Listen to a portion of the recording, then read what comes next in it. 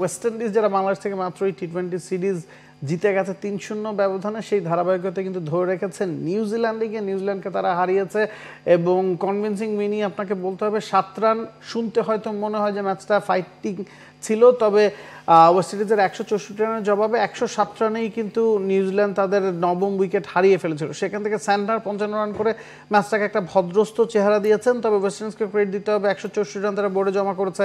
Hope half century করেছেন, Powell, chase, আথানেজে ভালো 3টা ইনিংস খেলেছেন, ডাফি উইকেট পেয়েছেন। তবে নিউজিল্যান্ডের ব্যাটিংয়ে স্যান্টার যখন নামেন 7 বা 8-এ, তার আগে টপ অর্ডারের কেউ রান করতে পারেননি। আপনি টি-20তে 164 রান তারা করতে গেলে, 165 রান চেস করতে গেলে আপনার টপ অর্ডারে একটা বড় ইনিংস খেলা দরকার। সেই জায়গায় কেউই রান করতে পারেননি এবং একটু হতাশাজনক কিনা নিউজিল্যান্ডের জন্য, কারণ তারা ইংল্যান্ডের সাথে ওয়ানডেতে 3-0 ব্যবধানে জিতেছে, টি-20তে আবার পারেনি। তো টি-20 আসলেই কি নিউজিল্যান্ড একটু খেয়ে হারিয়ে ফেলছে কিনা? কিছুটা, কারণ হচ্ছে ওই যে আপনি যেটা বলেন যে মানে আগের সিরিজ হারার পরে এখানে এসে কিন্তু কামব্যাক করাটা তাদের জন্য খুব আসলে দরকার ছিল। এবং আপনি দেখেন, হয়তো আপনি বলতে পারেন যে কেন উইলিয়ামসন নাই বা অনেকে নাই, আবার অনেকগুলো নাম কিন্তু ইনজোর্ড ছিল নিউজিল্যান্ডের স্কোয়াডের। কিন্তু সেখান থেকে যেই নামগুলো ধরেন ছিল Rachin Rabindra, Devon Conway, Santner, এই নামগুলো যখন আছে হ্যাঁ, আপনি 165 আপনি চেস করে আপনি জিততে পারবেন, এটা খুবই অস্বাভাবিক কিছু না নিউজিল্যান্ডের জন্য। কিন্তু ওয়েস্ট ইন্ডিজকে আসলে বাবা দিতে হয় এই জায়গায়। আসলে তাদের বোলিং এর তোপেই নিউজিল্যান্ড শুরুর দিকে ওই খেইটা হারিয়েছে, কিন্তু লাস্ট 3 ওভারে মনে হয় 56 রানের মতো লাগতো, চেষ্টাও করে গেছে স্যান্টনার, বাট মানে লাস্ট পর্যন্ত আসলে লাস্ট ওভারে 20 রান লাগতো, এটার কাজে লাগেনি। 7 রানের হার নিয়ে আসলে ফিরতে হয়েছে। আমরা একটু পাকিস্তান সাউথ আফ্রিকা সিরিজের দিকে চোখ ফেরাতে চাই। ওয়ানডে সিরিজের প্রথম ম্যাচটা পাকিস্তান জিতেছে, সহজ ম্যাচ, কঠিন করে পাকিস্তান জিতেছে। মাত্র 263 রানে সাউথ আফ্রিকাকে আটকে দিয়েছিল পাকিস্তানি বোলাররা, সেখান থেকে ম্যাচটা সহজভাবেই এগোচ্ছিল।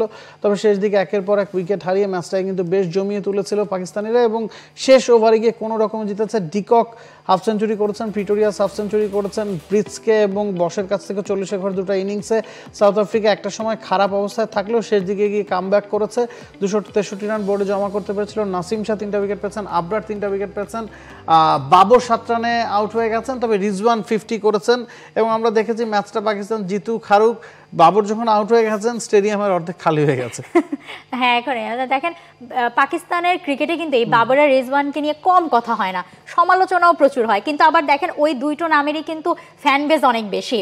এবং এখনো পর্যন্ত এই যে আমরা আজকেও প্রমাণ পেলাম যে মানে ক্রিকেট অনেকে দেখতেছে এই বাবরদের জন্য।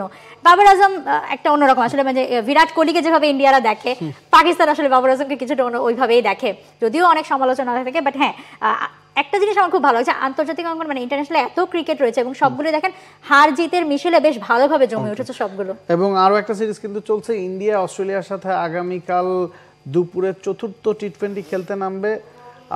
কুইন্সল্যান্ডে এই ম্যাচটা শুরু হবে দুপুর 2:15। প্রথম টি-20টা বৃষ্টিতে ভেসে যাওয়ার পরে অস্ট্রেলিয়া একটা ম্যাচ জিতেছে, ইন্ডিয়া গেল ম্যাচটা জিতে সিরিজের সমতা ফিরিয়েছে এবং এক্সাইটিং একটা টি-20 এনকাউন্টার কিন্তু আপনারা উপভোগ করতে পারেন। For more updates, subscribe to our YouTube channel and click on the bell icon. Follow us on Facebook and Instagram. Download T-Sports app to enjoy exciting games and highlights. Visit tsports.com.